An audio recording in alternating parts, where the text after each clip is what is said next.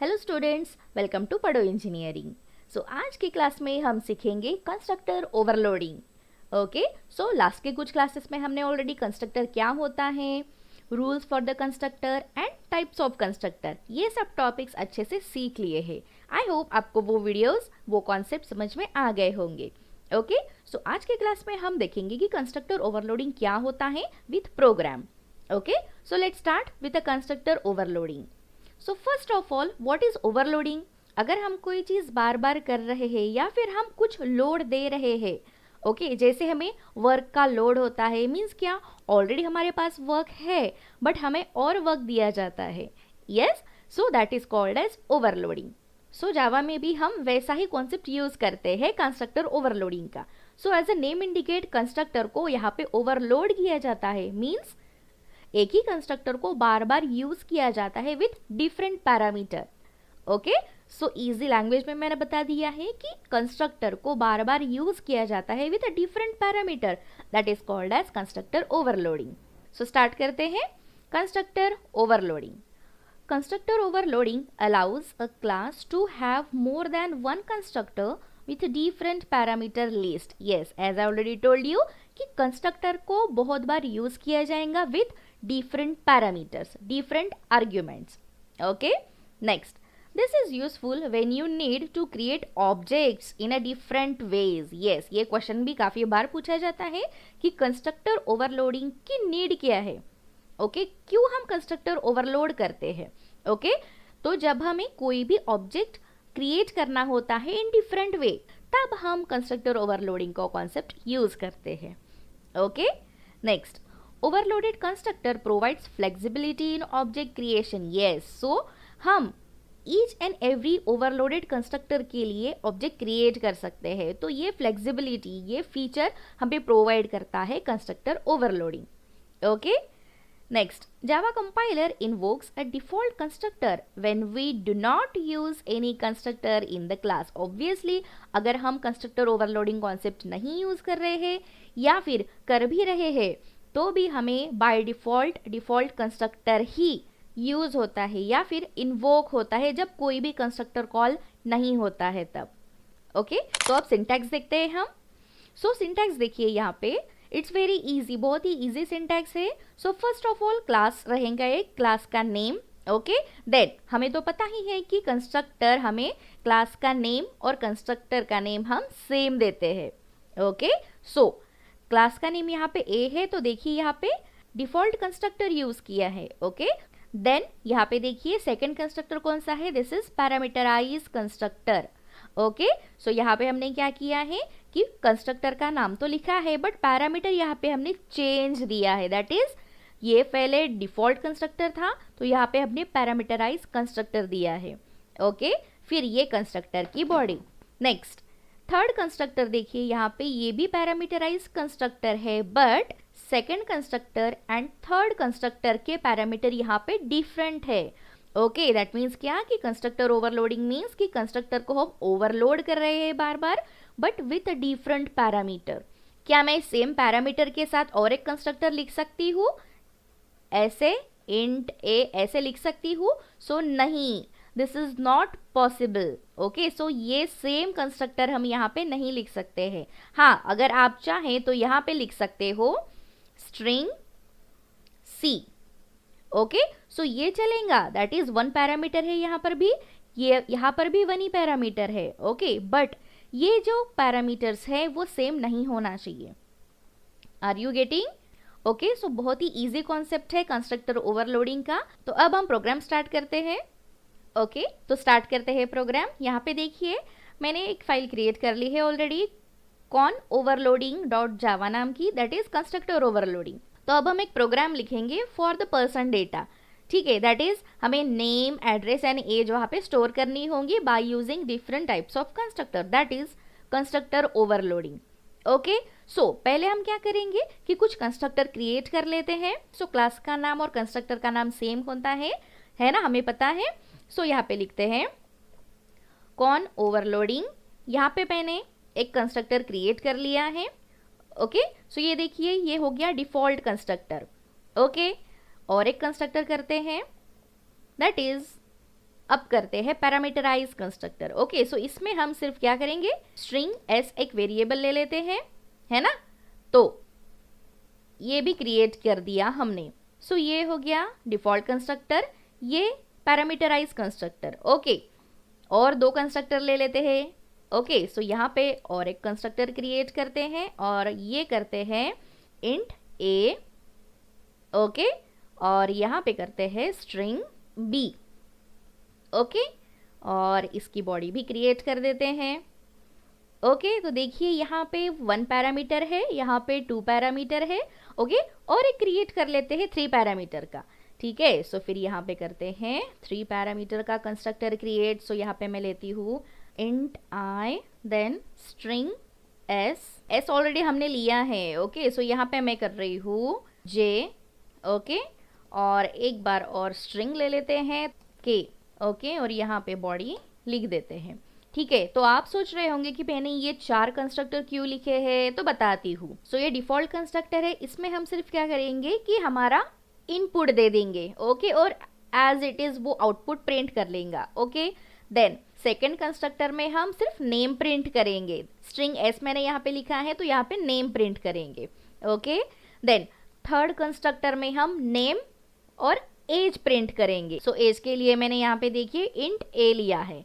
Okay, and fourth constructor में हम name, age and address print करेंगे। सो यहाँ पे हमने जो भी वेरिएबल्स लिए हैं तो पहले हम यहाँ पे वो वेरिएबल्स डिक्लेयर कर देते हैं, है ना। सो इंट यहाँ पे मैं एज लेती हूँ, देन स्ट्रिंग हमें लेनी होंगी नेम एंड एड्रेस। ओके, तो ये तो हो गया सिंपली डिक्लेरेशन। ओके, सो अब क्या करेंगे कि इसके साथ साथ हम ऑब्जेक्ट भी क्रिएट कर लेते हैं, है ना। सो यहाँ पे हमें मेन फंक्शन में ऑब्जेक्ट क्रिएट करना होता है। सो फर्स्ट कंस्ट्रक्टर को ऑब्जेक्ट क्रिएट कर लेते हैं।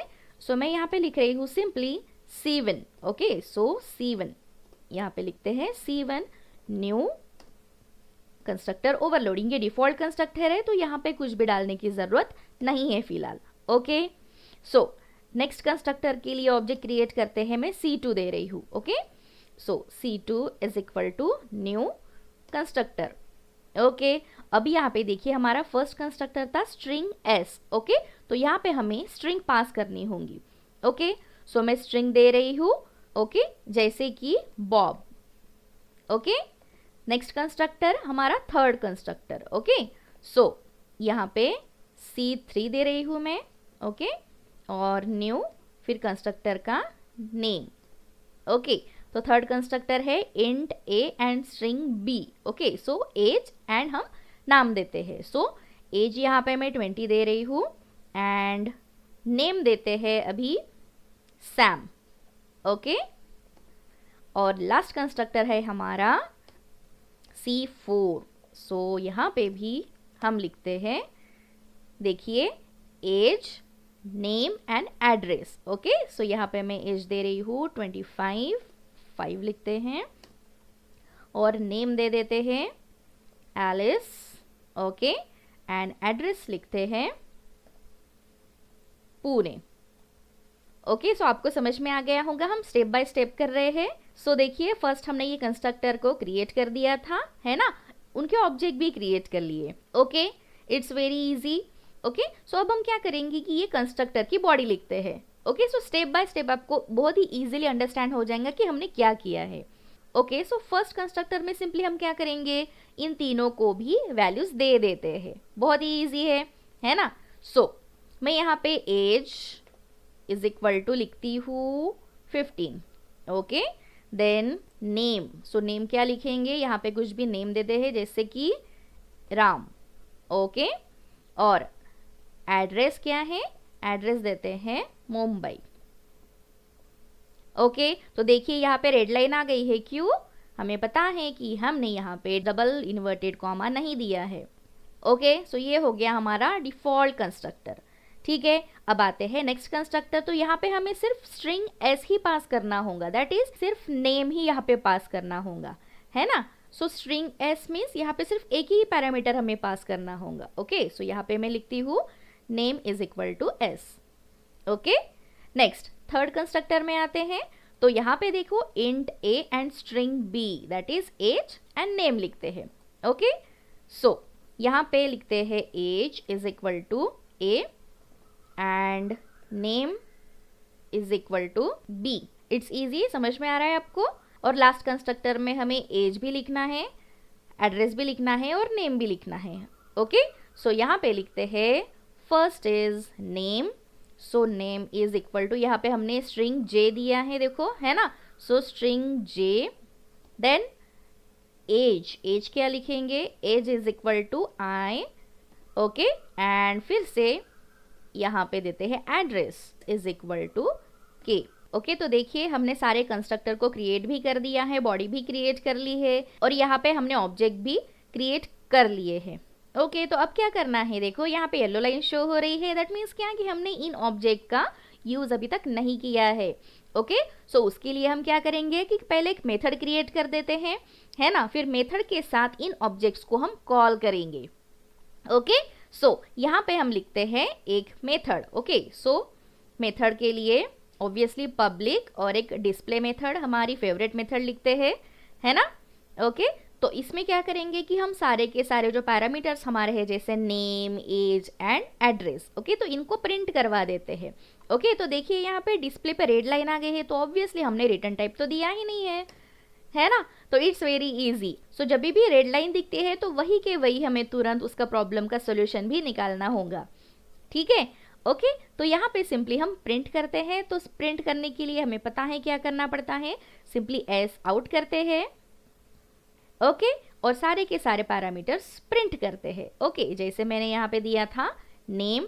ओके, सो यहाँ पे मैं कैपिटल में लिखती हूँ नेम इज इक्वल टू, है ना, हमें ऐसे शो होगा। फिर क्या करेंगे, नेम। Okay, it's easy. फिर से एस आउट करते हैं और यहाँ पे प्रिंट करते हैं अभी age. Okay, so age is equal to plus age. Next s out करते हैं और यहाँ पे अब प्रिंट करेंगे क्या, address obviously. So address is equal to plus add. तो अब क्या करेंगे, सिंपली डिस्प्ले बाकी है ना। तो यहाँ पे हम हमारे कंस्ट्रक्टर को डिस्प्ले मेथड के साथ कॉल कर देते हैं। ओके, सो c1 डॉट डिस्प्ले, फिर c2 dot display, c3 dot display and c4 dot display. Okay, तो देखिए बहुत ही इजी प्रोग्राम था। आई होप आपको समझ में आ गया होगा। ओके, सो सेव करते हैं एंड करते हैं रन। ओके, तो देखिए तो यहाँ पे कुछ समझ में नहीं आ रहा है ना। तो हम क्या करते हैं, पहले स्पेसिंग कर देते हैं, ठीक है। सो स्पेसिंग के लिए हम क्या करेंगे, सिंपली यहाँ पे डिस्प्ले के बाद एक एस आउट लिख देते हैं, सिंपल, है ना। तो इसमें कुछ लिखने की ज़रूरत वैसे भी नहीं है। ओके, सो इससे क्या होगा कि एक लाइन, एक स्पेस वहाँ पे छूट जाएंगी तो वो अच्छे से प्रॉपरली दिखेगा हमें, है ना। सो यहाँ पर भी मैं एस आउट लिख देती हूँ। उसके बाद यहाँ पे ओके, उसके बाद यहाँ पे लिखते हैं एस आउट फिर से, और C4 के बाद तो लिखने की ज़रूरत वैसे भी नहीं है ना। सो फिर से सेव एंड रन। ओके, तो देखिए अभी बहुत अच्छे से आ गया है। Okay, so first that is default constructor हमारा था Ram 15, okay, and address is Mumbai. Okay, then second में हमने सिर्फ नाम डाला था, दैट इज बॉब, है ना, और एज 0, एड्रेस नल। ऐसे क्यों आया, क्योंकि हमने वहां पे कोई भी पैरामीटर पास नहीं किया था। ओके, देन थर्ड इज यहाँ पे हमने सैम डाला था और एज 20। ओके, और यहाँ पे आप देख सकते हो, अगर नहीं समझ में आ रहा है सो फर्स्ट कंस्ट्रक्टर देखिए 15 Ram and Mumbai.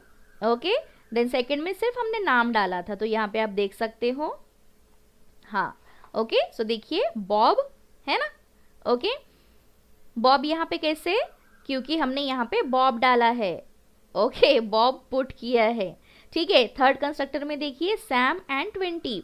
Okay, so third constructor यहाँ पे दिख रहा है आपको, सैम 20। सो ऑटोमेटिकली कंपाइलर ने यहाँ पे नल शो कर दिया है, क्यों, क्योंकि हमने थर्ड वैल्यू यहाँ पे पुट ही नहीं की है ना। ओके, एंड लास्ट का है एलिस 25 एंड पुणे। ओके, समझ में आ रहा है? सो इट्स इजी, बहुत ही इजी यहाँ पे प्रोग्राम था। आई होप आपको समझ में आ गया होगा। सो ऐसे हम कंस्ट्रक्टर ओवरलोडिंग का कॉन्सेप्ट यूज कर सकते हैं। Okay, so that's it for today. If you have any query, feel free to ask me. Till then, take care. Bye bye. Happy learning. Keep learning.